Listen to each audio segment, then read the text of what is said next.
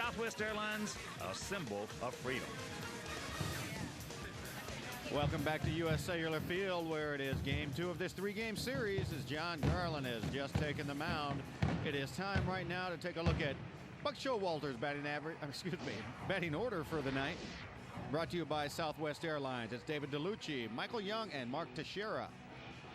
Hank Blaylock, Alfonso Soriano, Kevin Minch, big night last night. Lance Nix, Richard Hidalgo, and Sandy Alomar. John Garland, 7-0, a 2.39 earned run average, looking to become the first 8-game winner in the major leagues as Dontrelle Willis, 7-0, pitches later tonight out on the West Coast. The defensive setup for the Sox, brought to you by Rico, is Posednik, Rowan, and Dye, Credy, Uribe, Iguchi, Konerko, Pierzynski. He does the catching. Another cool evening here at U.S. Cellular. It's 58 degrees, humidity at 61%. Winds 12 to 18 miles an hour, partly cloudy for the evening. The umpires tonight: Mark Carlson at home plate, Joe West, crew chief, down at first, Brian Gorman, second base, and Mike DeMuro will be at third. Checking out some of the numbers, a slight bump in the road recently. You see, last 8 games, Sox 3-5. Batting average has been dipping. Runs down, ERA up. Now there you see why, the 3-5 record. Ready to get things started is David DeLucci. That means it is time for Ken the Hawk Harrelson with the play-by-play. All right, DJ, thank you. And once again, good evening, everyone, and welcome to White Sox baseball right here on Comcast Sportsnet. As big 25-year-old right-hander John Garland with that big kick and the first pitch of the ball game taken for a strike. DeLucci 1 for 1 last night. An unusual evening on the base pass. Caught stealing, picked off.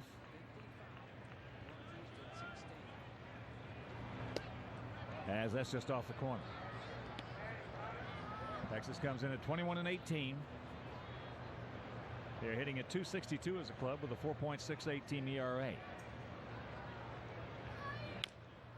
Check swing, little nubber, comebacker.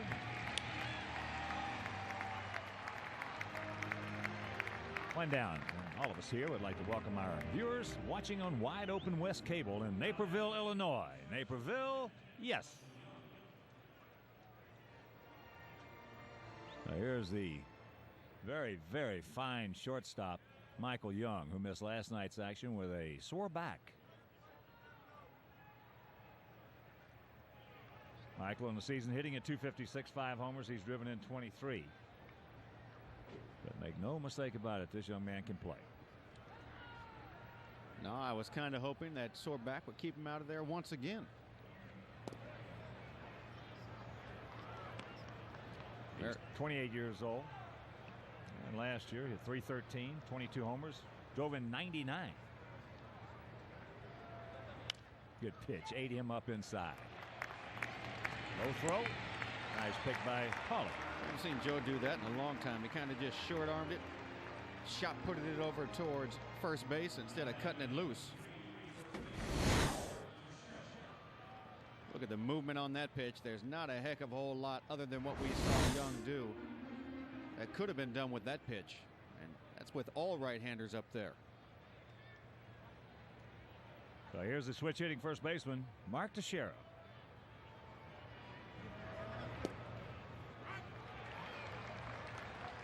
Boy, if he gets that pitch, he's going to cruise through a very nice ball game tonight. 1-1 to count. Teixeira 2 for 5 last evening. Lifetime against Garland is 2 for 7, and they had to shift on, and there's just a little ground ball.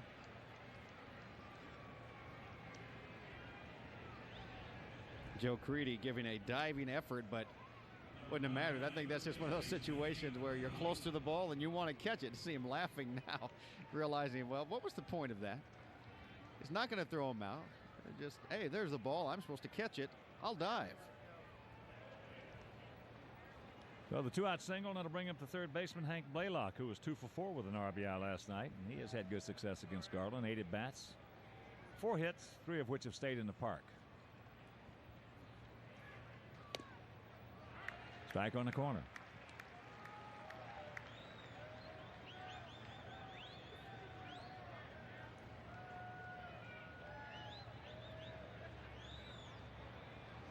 Texas with a very fine road record of 12-6.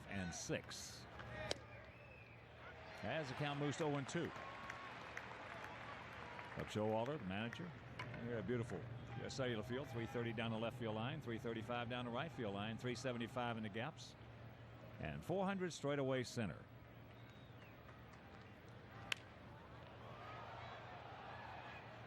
Blaylock just fighting that pitch off. Pretty close proximity to the first strike called on him. A good thing. These Texas Rangers like to hit the fastball and early in the count if you're going right at them. We've seen him take some pretty defensive cuts so far against Garland. Just keep making those pitches. He's had outstanding control this year. There they shot back through the middle. So 2 out, 2 on, and that'll bring up Soriano.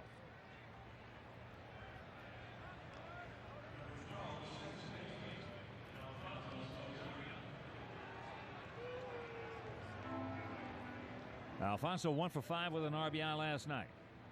Coming in hitting at .290 with 11 homers and 26 driven in.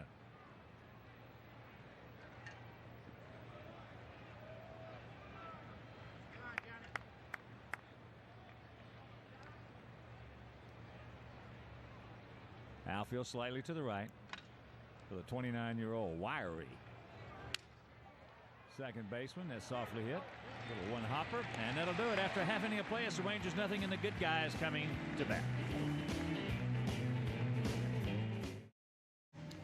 And there's no score here in the bottom of the first inning. Let's take a look at the skipper, Ozzie Guillen's batting order tonight, brought to you by Southwest Airlines. Scott Pasednik will get it started. Then you get to Iguchi and Rowan. Konerko, Everett, Dye there in the heart of the lineup. Pierzynski, Creedy, and Uribe close it out.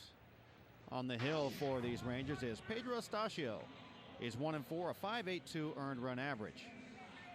The Rico defensive setup for the Rangers is Minch, Nix, and Hidalgo. Blaylock, Young, Soriano, Teixeira, Alomar. Sandy does the catching. And before we show you our picks to click, you at home select yours. Now, Scott Pasednik takes first pitch. Outside. Scotty. Hitting at .277, no homers. He's driven in 10. He also has 23 stolen bases. There's a strike.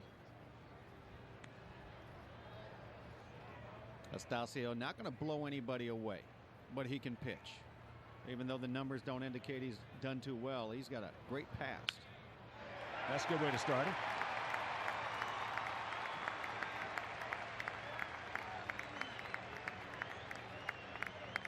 Estacio, 119 career wins against 113 losses. So that'll bring up Tadahito.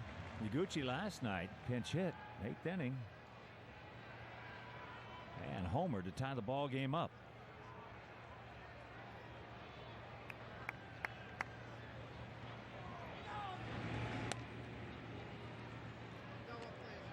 Sox have 46 stolen bases as a club.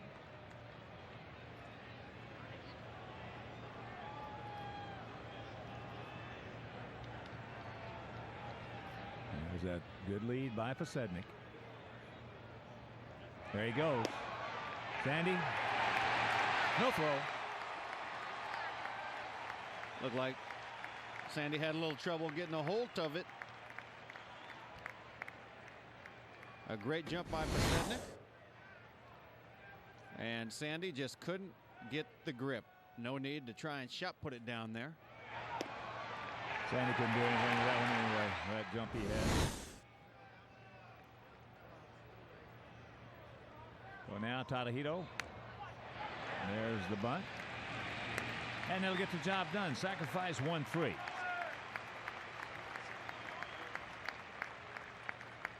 Nicely done. Let me ask you a question, though. Yeah. Would you rather see him give Scott 1 or 2 shots at maybe seeing what they're going to do at around second and third? I would. Me too. And Tadahito generally has done that. He has not bunted in all those situations. And I always look at Scott when he gets out there and think he's going to steal third on the first pitch. Yeah. I would have given him 1 or 2 shots just to see how Michael Young and or Soriano, how they're going to hang out around second. But meanwhile, it got him over to third, and here's Aaron. Aaron 3 for 4 last night with an RBI. Takes ball 1. Sox come in 27-12, 15 games over. Hitting at .256 as a club with a 3.40 team ERA.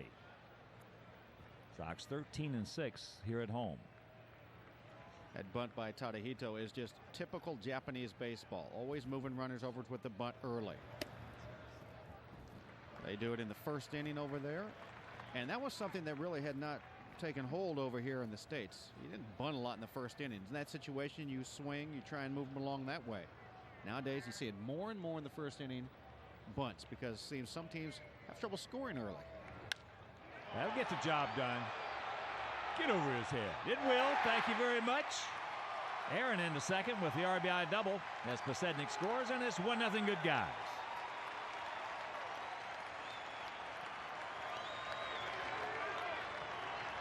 Aaron, in batting practice today, was really working on driving the ball the other direction. This is the second straight game where Rowan has smoked one deep to right field. Last night, just missing a home run high off the fence. You know, getting back to Tadahito Oguchi on that bunt play right there, because it's a little different for him because he's seeing so many guys for the first time. And in his mind, it's a sound decision because of the fact that he just didn't want to take a chance. And he figures it's go ahead and easier to bunt him over than it is to hit him over.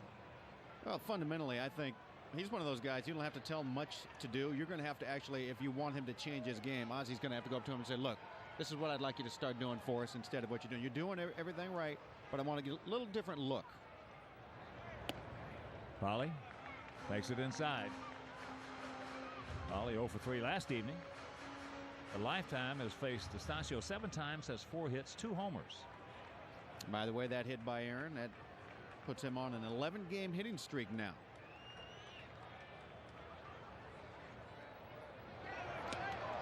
There he goes.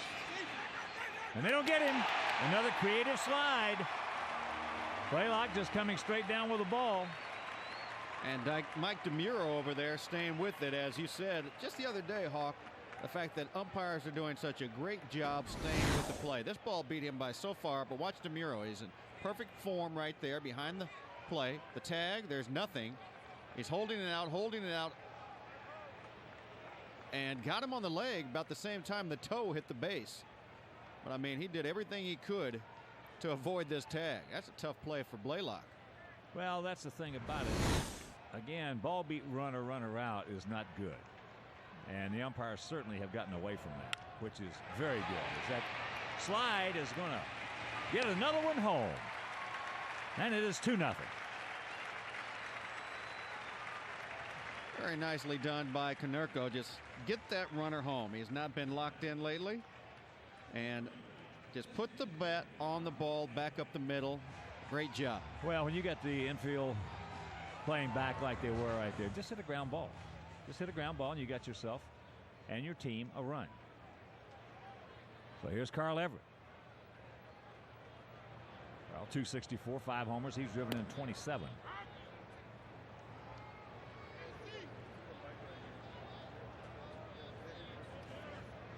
It just truly is beautiful to me, as long as I've been in this game, to see these guys coming up with these new slides and how creative they can be. There's a breaking ball strike and a count 0-2.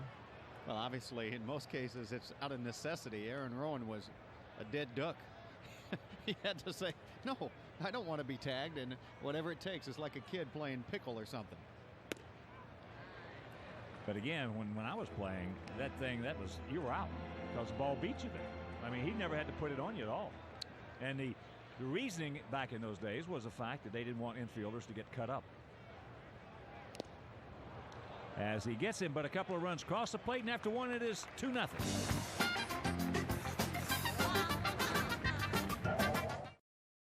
Well, Mike DeMuro, Steve Smith, the third base coach, starting to get into it. Now, Showalter has come out to join in. And Joe West, crew chief's going to amble over.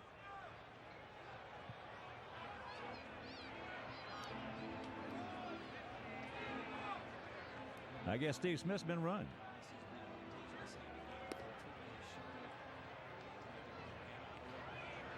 And while we watch Steve Smith walk off the field, the Big Hurt. Big Hurt is off to a pretty darn good start down at AAA, and Ottawa had himself a couple of hits. I know that we were told earlier by Pat O'Connell that he was 1 for 1, and just over the PA system they announced that Frank has now picked up his second hit. On a 0-2 pitch, his first at bat. Lined a single back through the middle. A double, a walk. All right, Frank, come on back. You're ready. Forget the 50 at bats. There's Frank, what he's done tonight in his first rehab appearance in a long, long time for the big man.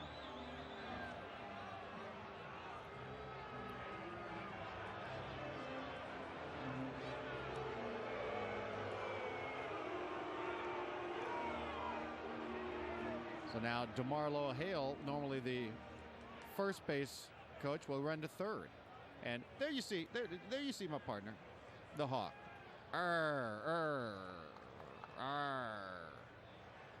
Oh, yeah.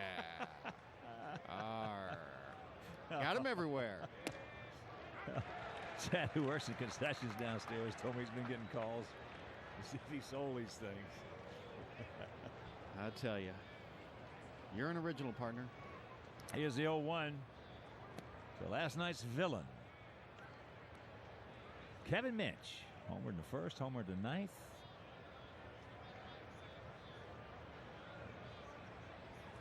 He was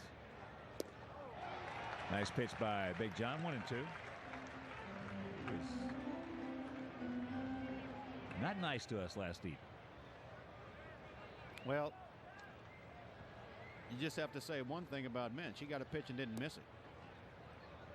I mean, yeah, he got 2 good pitches to hit, and he did exactly what he was supposed to do. I mean, a breaking ball that was just almost put on a plate for him to eat up, and then a 3-1 fastball right there. Watch out. That's just foul. Thank you very much. Missed last night's ball game. First inning. There's just a roller from El Duque. And the count got Dalso Marte in the top of the ninth. Made it 7-6, and that's how it finished.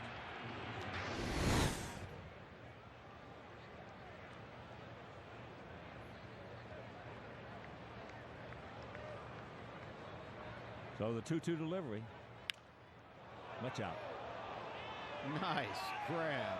A missile right over the dugout. That young man, he didn't get a beer shower or anything. Just made a grab, saving his little brother.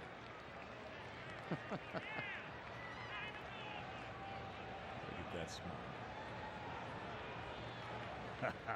Might get a little something extra in his allowance for saving the baby brother there. Once again, the 2-2. And that's the souvenir right side for all our out-of-market White Sox fans. Watch live White Sox games right at your own computer. Sign up for MLB.TV now, exclusively at WhiteSox.com. MLB.TV means live baseball.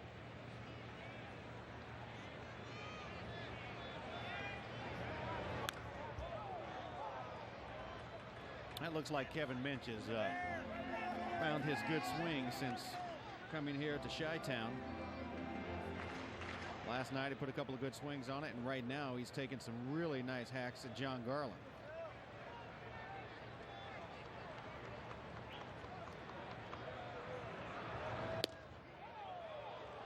And a full count. He put a little something extra on that, did John Garland. That was a 93.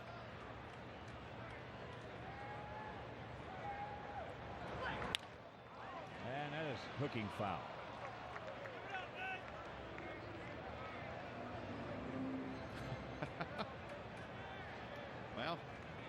young man needs an eye patch. You got the earring.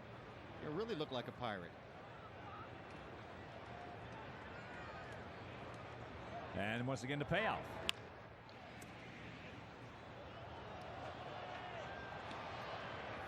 So the new third base coach, DeMarlo Hale, having to scurry around a little bit down there. As Mitch coming down hard. This will be the 12th pitch in the sequence. Every foul ball that he keeps hitting, it lets you know, and he's hitting them hard, how well he's seeing the baseball right now. Garland has actually changed speeds on him in this at bat, and he's still squared it up pretty solid. Well, he's seen everything in John's arsenal. 13th pitch. I mean, he's throwing him the changeup. He's yanking it foul hard. The fastball, yanking it foul hard. That's when you're in a little trouble as a pitcher. You have to just ace him down in the way with something nasty. Yeah, we had a guy in the booth the other day. I remember having a net bat against just like this one. Jim Palmer. Yeah, in Baltimore. As he walks in. That actually might turn out to be a fortunate move the way Minch is swinging it.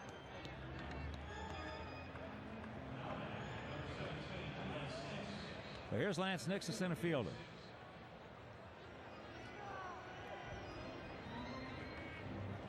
I don't think mine ended up that way. I think he struck me out.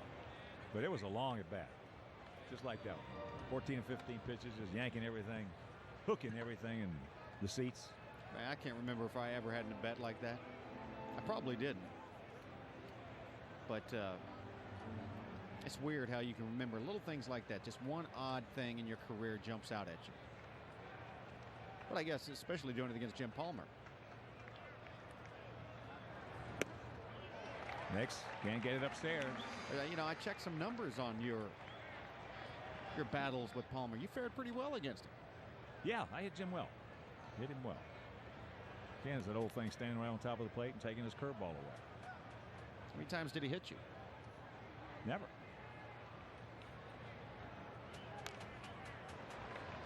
And the count 0-2. He was scared of you. I can be scared of a 240 hitter. No, not because of the 240 hitter. Because he didn't want to hit you. He just said, you know, this guy's standing on top of the plate. I think I'll try and get him out. You kept lighting him up and he kept throwing it over the plate anyway. Back then, I remember him flipping a few guys.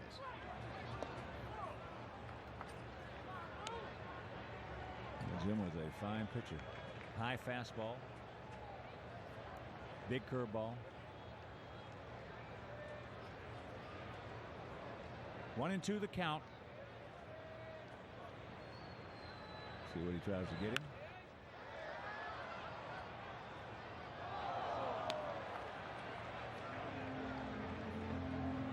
Nick's just 24 years old. Last night had a triple, knocked in a run. Rangers have a good young nucleus here. And Nix is a good ball player. He's got some talent.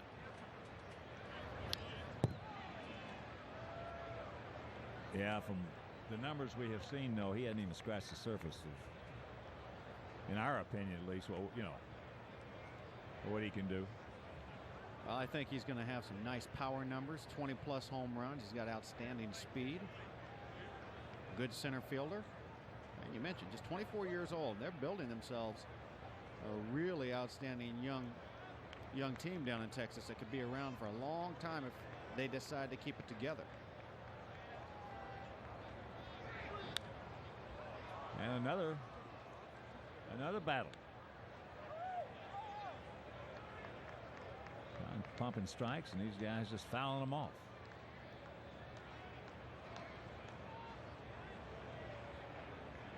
What do you always talk about? You got to wear down a good pitcher, and they got him at 33 pitches here already because of all these foul balls.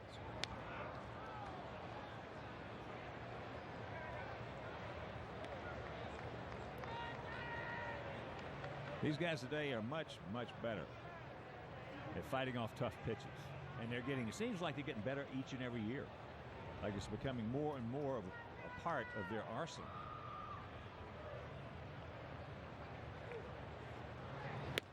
He gone. Yeah.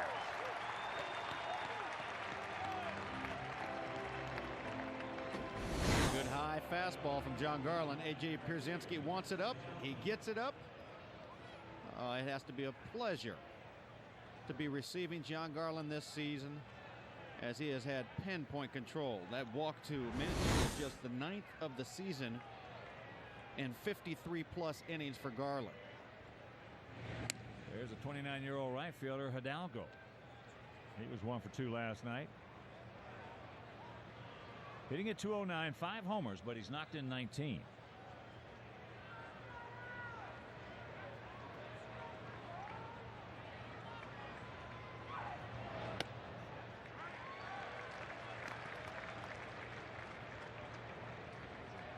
.44 home runs for Hidalgo back in 2000 when he was with the Astros.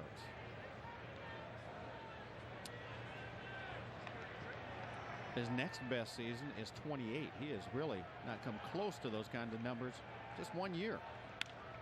Down ball, sucked up by Creedy, and rack him up. Around the horn. Booger at the bottom of the second, leading 2-0. Last year to be the breakout guy, and he is 1 year later. He's moving the ball in and out, not staying in the same spot all the time. His stuff is nasty. Oh, yeah. Sandy would know. He's got enough of John's pitches over the years. One of my all-time favorite guys right there. How could he not be? Oh, boy, I tell you, what a wonderful, wonderful person. And what a wonderful guy to have as a teammate. As here's Jermaine. Takes ball 1. Jermaine with 6 homers, 14 RBIs. Everything is decent except the batting average.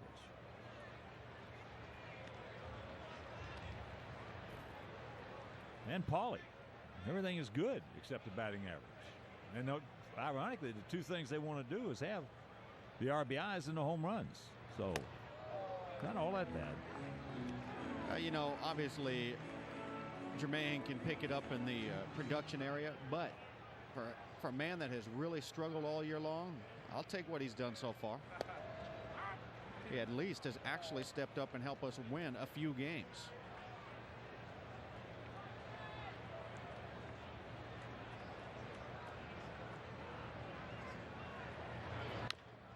Out in front and a full count.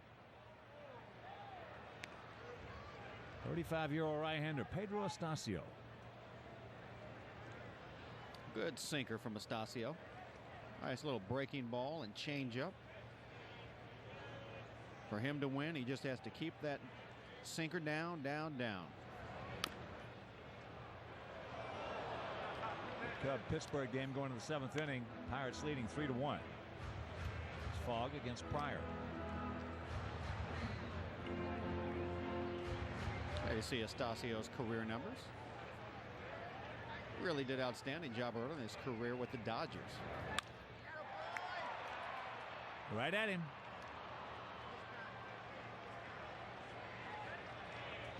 And when you're not getting many hits and you hit it hard, I tell you, it seems more than not you do hit that one line shot, it's right at somebody. So here's AJ. 265 homers. He's driven in 12. Last night, 1 for 4. Hit a first inning grand slam, the 4th grand slam of his career. Back through the middle, hits the mound, bounces over to Soriano. And the ball takes a bad hop. Watch out, AJ. Get back. I'll take a bad hop over to Sheriff. That'll be an error on Soriano.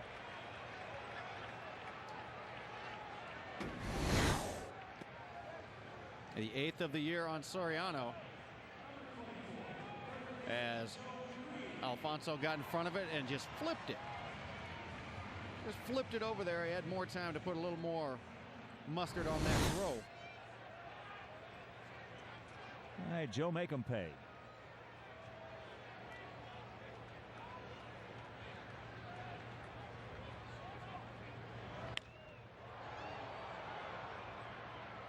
Joe for 4 last night, but has some good hikes.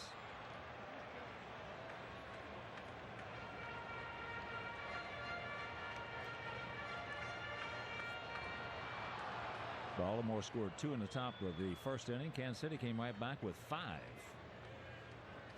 5-2 Royals. Orioles hitting in the top of the second. Did not check it up.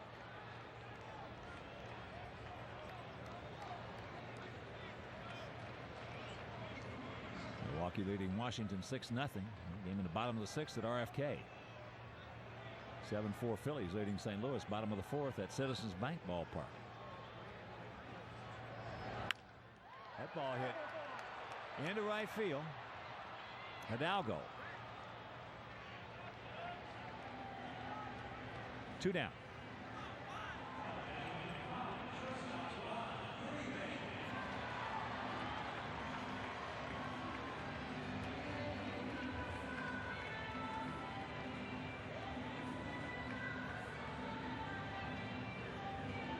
Here's Juan Uribe. I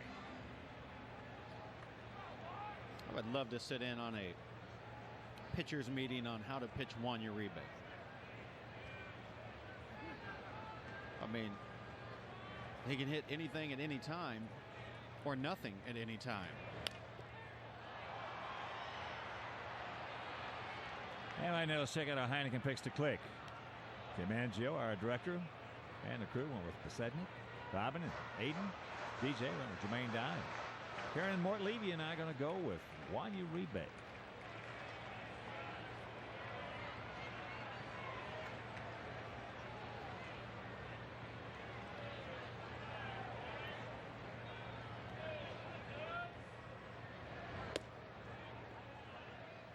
I love to watch this guy play. Nothing boring about Uribe, is there? No, not even close.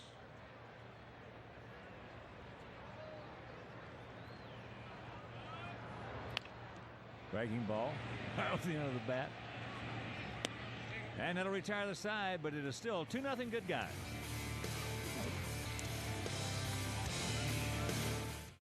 In the top of the 3rd inning, and we are leading it 2-0 as Sandy Alomar will step in the batter's box to face John Garland. Sandy hitting .371 to start this year out. No home runs and 10 driven in. First pitch, strike from Garland. We got a very special guest up in the booth with us. Christine O'Reilly, the Director of Community Relations, is up here to tell us about a special event coming up this Saturday.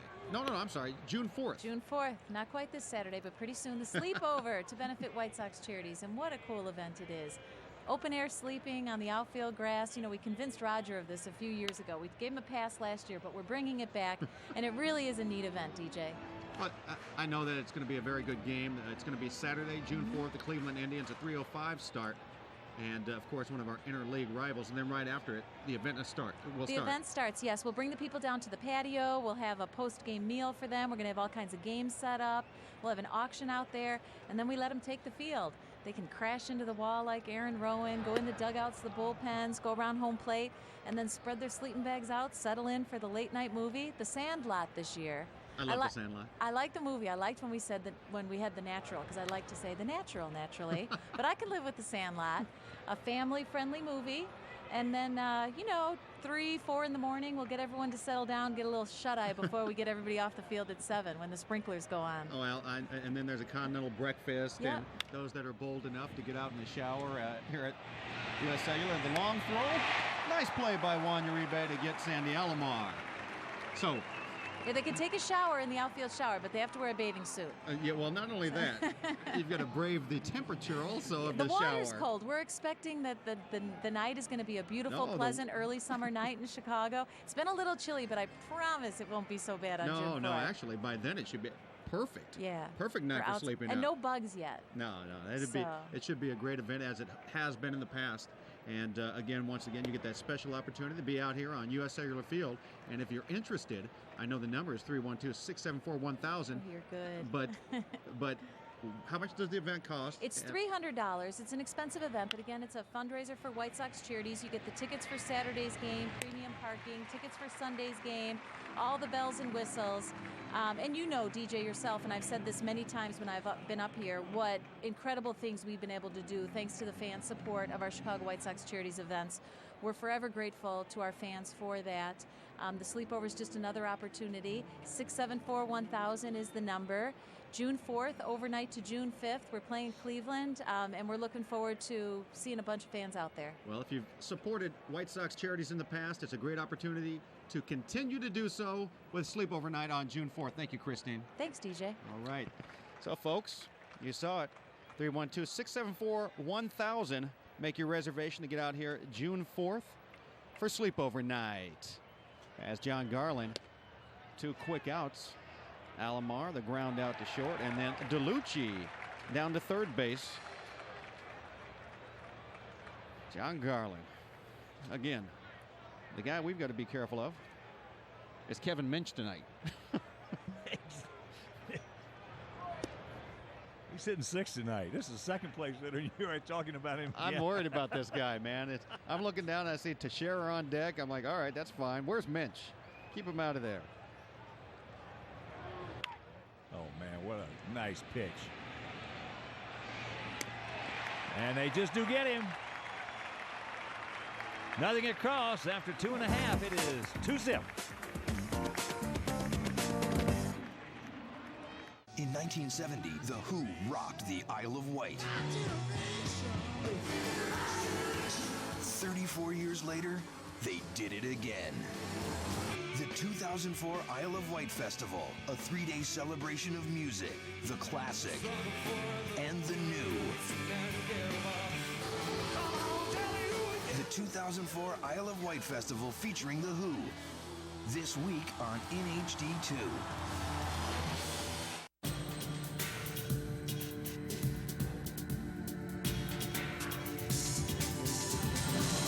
From the serenity of the Amazon rainforests to the frenetic city life of Tokyo, explore the human condition in our ever-changing world. Originally shot for IMAX theaters, now experience it in high def. Baraka, Friday night at 7 on NHD2. He tamed the tiger, rocked Pebble Beach, and became the first $10 million man in golf history. NHD brings you a high-def look back at PGA Player of the Year Vijay Singh and the amazing 2004 PGA Tour. All the year. Don't miss Vijay Singh in the 2004 PGA Tour and Review, Monday night at 7 on NHD.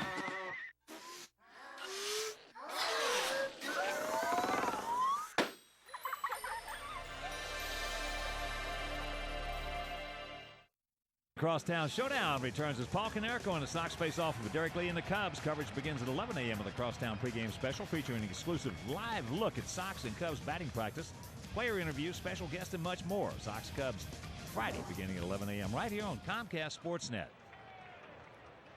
Want to know the count to Scott Posednik leading off here in the bottom of the third inning. 2-0 good guys. Got a base hit to lead off the bottom of the first, a stolen base, and a run scored. And hopefully, for Scott's sake, that'll be as high as the strike zone gets. That last pitch right up under his underarms. Little fly ball into center field. So 1 out to Iguchi. Tadahito got a sacrifice bunt.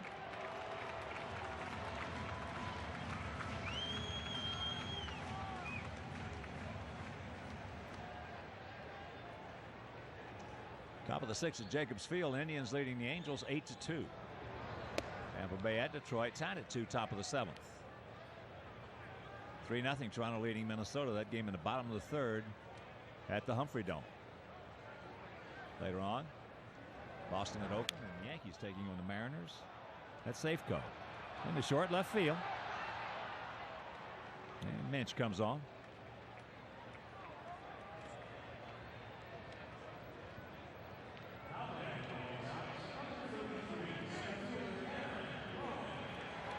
So here's Aaron. Aaron doubled into right field.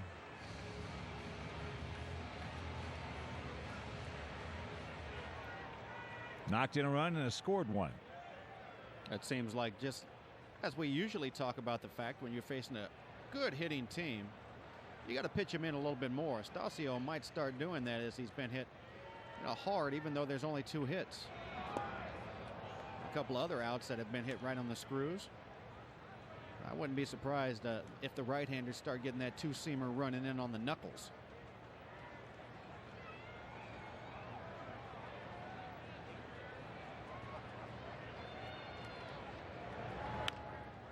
There it was. But that's going to be a souvenir. And the count 0-2. Pedro Stasio.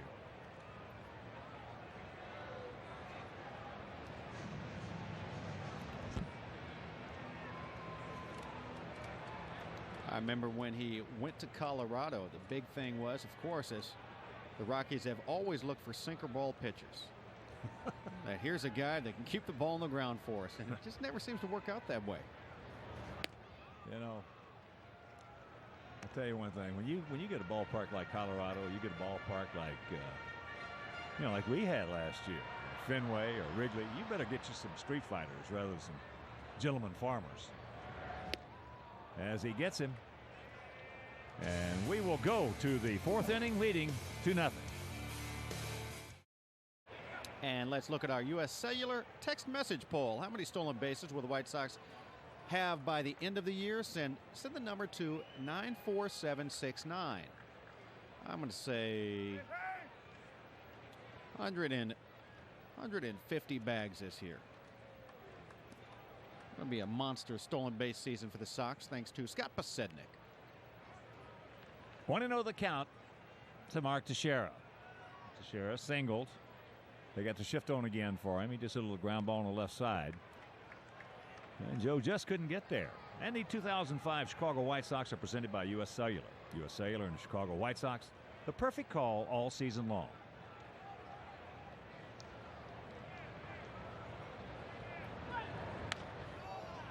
And the count 1-2.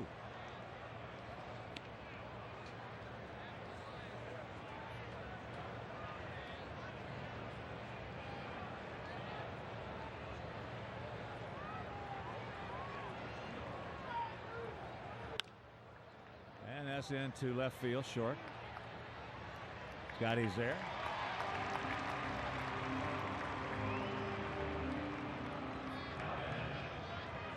One down to Blaylock, who lined a single to center.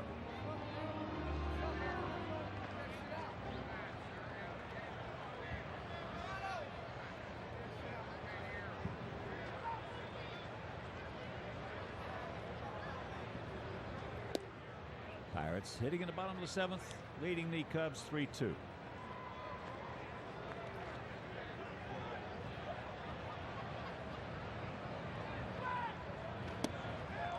Could not check it up. Blaylock, what a terrific looking player.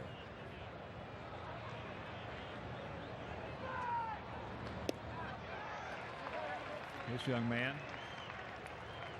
last year, 32 homers, 110 knocked in at the tender age of 23.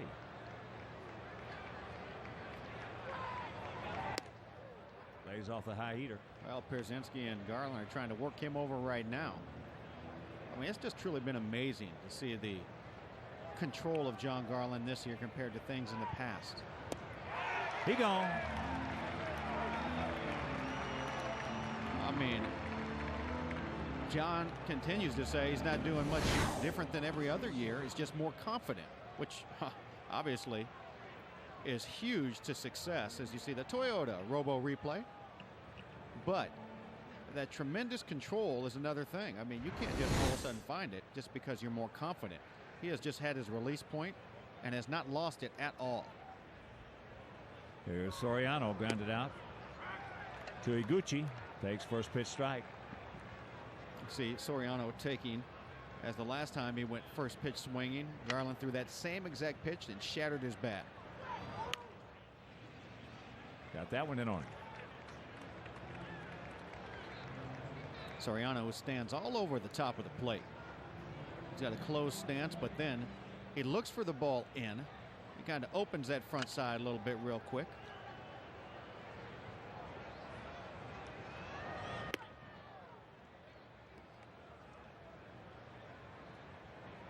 Tremendous hands on the bat.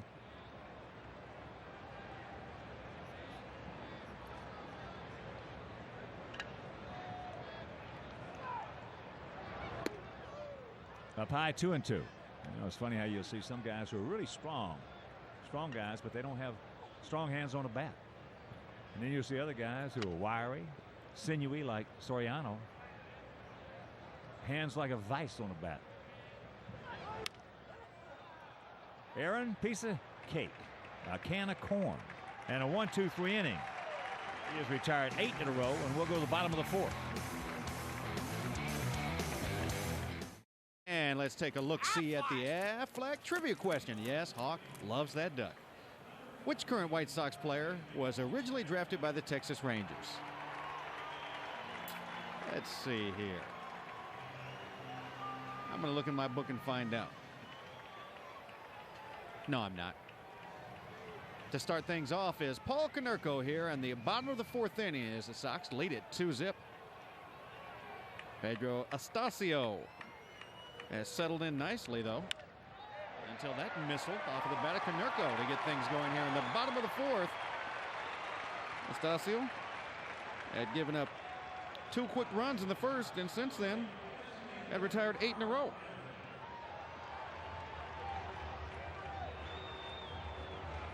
White Sox baseball is in high definition. It's brought to you by Sony, available at Sears.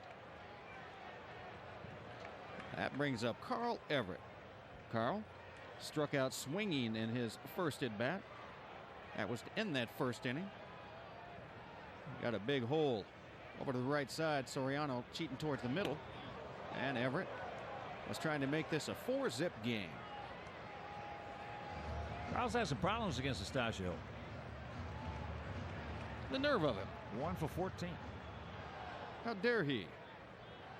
Well, I always like to say when a guy is 0-for in his career against somebody, he's due to swing and miss. 0-2. Astacio with a very nice changeup right there to Carl Everett. That to me is why he's 1 for 14 off of him. He has good movement on that changeup. And he can't pick it up. No, and very similar to the movement on his sinker. The breaking ball. Gave him a chance with it, but he pops it up out to left field. Minch comes on and handles it. 1 down.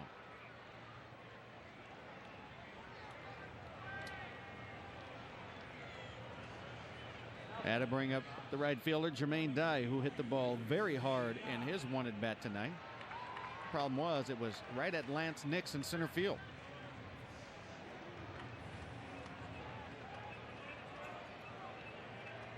Still amazing. Jermaine Dye has been taking good batting practices all the time. He hits the ball right in the button. Oh my. Oh my.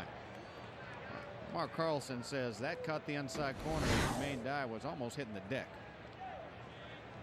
They started in. Oh, that's some serious reversal of direction on that breaking ball. Then comes back with a fastball and again hang with him. Jermaine Dye 0 for 2 with 2 missiles tonight is getting no love. That's symptomatic. But what he's doing, I believe, right now, instead of fighting this thing, I think he's starting to let it just come to him. But the game, sometimes you got to do that. You can't go out and try to take it. You can't go out and try to force it. You can't fight it. You got to let the game come back to you. Boy, it is so hard, as we've seen Paul Konerko lately trying 52 different stances, trying to get his stuff right. Jermaine stays very, very simple, as that's fouled off to the left side.